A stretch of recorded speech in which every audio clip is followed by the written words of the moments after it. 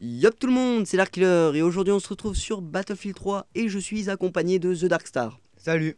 Donc The Darkstar qui est un membre de notre team, la Dark, qui est aussi un ami IRL et donc il est chez moi et on commente tous les deux tranquillement devant un très joli gameplay. Et un très joli PC que tu as eu à Noël. Oui, en effet. Donc ce gameplay qui consiste en fait à réaliser un défi. Donc vas-y Darkstar, explique-nous un peu en quoi consistait ce défi. Le défi c'était de jouer en match à mort, sans ticket, de faire que des kills au pistolet et de ne pas mourir. Donc comme pistolet, donc déjà je précise que c'était mon gameplay et dans la partie on était avec, donc il y avait Darkstar, il y avait aussi deux membres de la team Dex qui sont Sam et Tundra, donc ils sont deux très bons joueurs avec qui d'ailleurs on joue souvent en ce moment parce que les membres de la Dark sont souvent absents en ce moment. Bon bref, on va pas s'élargir sur ce sujet. T'as du mal. Ouais. Et donc voilà. Donc pour réaliser ce gameplay, je jouais avec le M412 Rex qui n'est pas le gun le plus simple pour réaliser ce gameplay que je vais effectuer. Donc toi, t'aurais conseillé quoi comme gun, Darkstar? Si tu voulais faire un vrai gun, moi, proposé pour avoir une certaine précision et une certaine puissance, le M19-11. Tactique. Voilà. Moi, j'aime pas forcément les petits guns comme ça, je sais pas pourquoi, je les aime pas. Moi, je préfère soit un Magnum ou un M412 Rex, soit un G18, soit un 93 R. Ouais, j'avoue que c'est un peu abusé quelquefois, mais moi je trouve quand même que le M412 Rex n'est pas du tout abusé. Je trouve même que c'est pas un gun forcément facile en main, parce que il n'est pas précis, mais il a quand même de la puissance. ouais, Quoi, il a un recul quand même assez ouf, ouais. Et il a pas beaucoup de balles dans son chargeur. Vous allez voir que ça va me porter préjudice pas mal de fois. Donc après, pour réaliser ce gameplay, bien évidemment, on a joué énormément sur le teamplay. On a beaucoup communiqué. Et donc comment on a réalisé? Vas-y Darkstar, explique un peu les classes, avec quelles classes ont joué chacun et quel rôle a eu chacun. Alors Darkkiller, même si tu t'es un peu trompé, que tu aurais dû jouer assaut, il a joué éclaireur, mais ça c'est pas important parce que finalement il joue qu'au gun. Ouais. Il y avait Tundra donc, qui a joué assaut la première partie du gameplay, et après il est passé soutien pour lui donner des munitions parce que ça part vite. Ensuite il y a Sam donc, qui a joué assaut et qui t'a réanimé de nombreuses fois. Ouais. Et ensuite il y avait moi, l'éclaireur, qui me suis foutu au fond de la map, là on le voit, et avec le petit drone au-dessus. Donc on va revenir un peu plus tard sur ton rôle qui a été primordial pour réaliser ce gameplay, sinon vraiment on n'aurait eu aucune chance, moi et même les squads, parce que Sam va mourir qu'une fois et Tundra va mourir un peu plus parce qu'à un moment il a été un peu, au début il était un peu solitaire et après il nous a vraiment suivi. Donc pour réaliser ce gameplay, vous avez vu que notre escouade elle est tout le temps regroupée, il y a tout le temps Sam, Tundra et moi qui sommes à côté, sinon vraiment on n'aurait eu aucune chance. Là vous voyez, même s'il y en a un qui meurt, il y a toujours l'autre à côté. Ouais, mais là heureusement qu'il était quand même assaut au début, parce que là ça serait mort. Ouais, non, heureusement, et même moi j'aurais dû jouer assaut au cas où mes coéquipiers meurent. Et aussi j'aurais dû jouer assaut pour me donner des soins. Ça donne un peu plus de challenge au moins comme ça. Ouais, c'est sûr. Non, parce que vraiment j'aurais utilisé aucun des gadgets du sniper, j'avais le DAS, à un moment je vais essayer de le poser et j'aurais même pas réussi. Donc c'est pas grave. Donc maintenant on va revenir un peu sur le rôle primordial de Darkstar qu'il a eu. Donc vas-y, explique-nous quel rôle tu as eu. Quel rôle tu as joué. Donc comme je disais, je me suis planqué pour jouer au drone. Et donc mon but c'était donc de repérer tout le monde, sauf que avec le drone, ce qu'il faut savoir c'est qu'il faut se positionner souvent au plus haut de la map. Surtout quand on joue en teamplay comme ça, très resserré. Comme ça on voit vraiment l'ensemble de la map et on risque pas de se faire contourner. Voilà. Ou même de se faire péter le drone parce qu'il est trop bas. Après aussi une autre règle que j'ai dit dès le début quand je vous ai vu aller dans le bâtiment, c'est ne pas aller dans le bâtiment parce que toujours pareil, je peux pas voir ce qui se passe et si je suis trop bas on peut me tuer, on peut tuer le drone. Faut vraiment éviter le bâtiment, vous allez voir qu'on n'y est vraiment jamais rentré. Et pareil le côté gauche, d'ailleurs dès le début tu allé sur le côté gauche et dès le début tu t'es fait tuer. Le côté gauche du bâtiment, parce que le côté gauche de la map, donc vers les canaux là-bas, qui sont d'ailleurs proches du bâtiment, là je vous conseille vraiment d'y aller, vous allez voir qu'on va y rester un moment parce que Darkstar nous a vraiment marqué les adversaires et on s'est vraiment jamais presque fait contourner.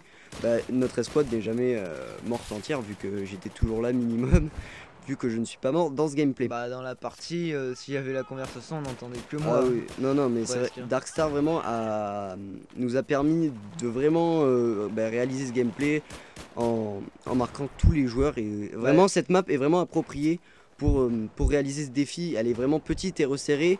Les combats sont vraiment dans les mêmes endroits à peu près. Donc on a vraiment réalisé ce gameplay. On a eu de la chance aussi dans le sens où les joueurs en face ils jouaient bien. ils jouaient pas noob parce Ouais, que ouais. souvent sur carte quand on se fout en 200 tickets, 300 ou même 500, ça campe sur en haut du toit du bâtiment et ils ont pas trop fait ça, il y en avait que deux qui étaient au Ouais. balcon mais sinon franchement ça se jouait bien. Non, non, ça campait pas du tout. Ils auraient pu vraiment camper dans le bâtiment ou au-dessus, comme tu l'as dit, mais pas du tout. Ils ont rushé et heureusement d'ailleurs, parce que sinon, c'est sûr, on n'aurait pas réussi à réaliser ce gameplay. Donc là, vous voyez d'ailleurs, il me manque des balles dans mon chargeur, comme je vous l'ai dit tout à l'heure. Qu'elle n'ait que 6 balles dans son chargeur, cette arme, c'est vraiment embêtant. Moi je pense que c'est son plus gros point faible. Ouais. Donc maintenant, on va revenir sur un peu le sujet principal de cette vidéo, qui est le rôle du sniper. Parce que, comme là, on l'a démontré, le rôle d'un sniper peut être très important. Même si il est sous-estimé, il est considéré un peu comme La Call classe of qui Duty, sert à rien. ouais. Parce que pour eux, c'est le mec qui reste là campé, qui fait des kills de loin et qui va pas Après, ni soigner, ni donner des balles et tout. Mais c'est pas du tout ça en fait. si les gens disent ça aussi, c'est parce que quelques joueurs jouent avec le sniper de façon un peu... ils jouent mal avec le sniper, quoi. Ils jouent pas comme il faudrait. Mais c'est vrai qu'on peut faire vraiment preuve de teamplay avec le sniper, en tout cas avec la classe sniper, parce que déjà rien que les gadgets sont très utiles. Je pense à la balise par exemple, en ruée en attaque, vous posez une balise, votre spawn est bien plus proche et vous pouvez vraiment poser les bombes plus facilement. Il suffit de faire un contournement, de poser la balise Ouais. derrière, tout le monde réapparaît derrière et Ouais. c'est gagné. Le micro-drone par exemple, là, nous a permis de réaliser ce défi, mais même pas pour réaliser un défi, les adversaires sont tous marqués, donc forcément, vous savez par où ils viennent, et donc vous les alignez beaucoup plus, En plus, beaucoup le plus micro, facilement. Ouais, ça voilà, il pouvait faut que communiquer, marcher. donc forcément, c'est bien très utile. Après, qu'est-ce qu'il y a d'autre? Le DAS, Le DAS. qui n'est pas le gadget le plus Bah, en efficace. fait, c'est. Le DAS, ça serait. Comment dire?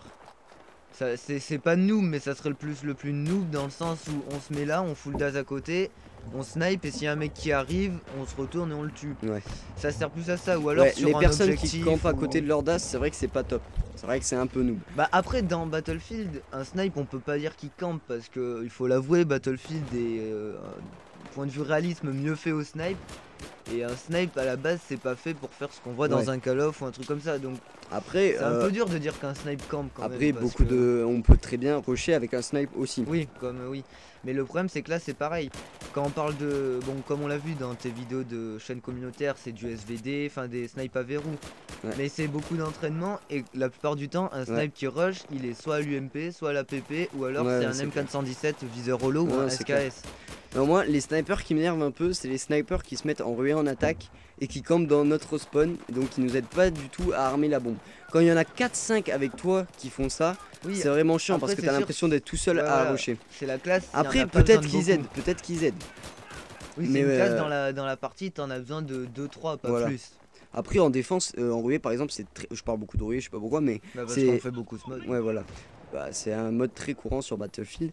Et donc, en défense, par exemple, c'est vrai que c'est très pratique. Souvent, on a des adversaires qui arrivent à longue portée. Et du coup, pour un sniper, c'est bien plus simple de les aligner. Donc là, vous voyez qu'on reste beaucoup sur ce côté gauche, comme je vous l'ai dit tout à l'heure. Parce que Darkstar, vraiment, mais tous les adversaires venaient à nous tranquillement. Et du coup, on pouvait les aligner vraiment facilement.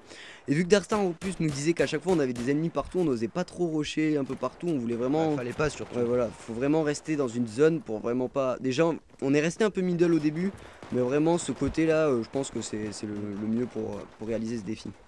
Donc déjà, au niveau de ce défi, je compte vous en faire d'autres. On essaiera de faire ce défi, mais 200 tickets, avec 200 tickets, donc 2 fois plus de tickets. Donc ça sera un gameplay 2 fois plus long, donc ça sera 2 fois plus difficile. Pour, Ça sera 2 fois plus stressant. Ouais, oui, parce que c'est vraiment très stressant, on stressait à mort. Vous allez voir d'ailleurs là, bah là je crois que c'est vers la fin et je vais plus faire de Et frags là, parce que tu j'étais vois, trop stressé. Sam il est parti en arrière et là il vous a sauvé de plusieurs bonhommes. Ouais, non, mais j'étais vraiment stressé alors je bougeais de partout. Et tout. Là on voit mon petit drone. Ouais, là c'était à la fin donc vu qu'ils allaient un peu là, je voulais voir vraiment s'il y en avait là pour éviter qu'ils se fassent avoir. Mais la plupart du temps faut quand même laisser bien le drone en hauteur. Voilà, c'est la fin de ce gameplay, donc un 17-0 au gun. Merci vraiment à Sam, Tundra et Darkstar de m'avoir aidé à commenter cette vidéo. J'espère que ça vous aura plu, si c'est le cas laissez un j'aime et abonnez-vous. Tchou. Salut!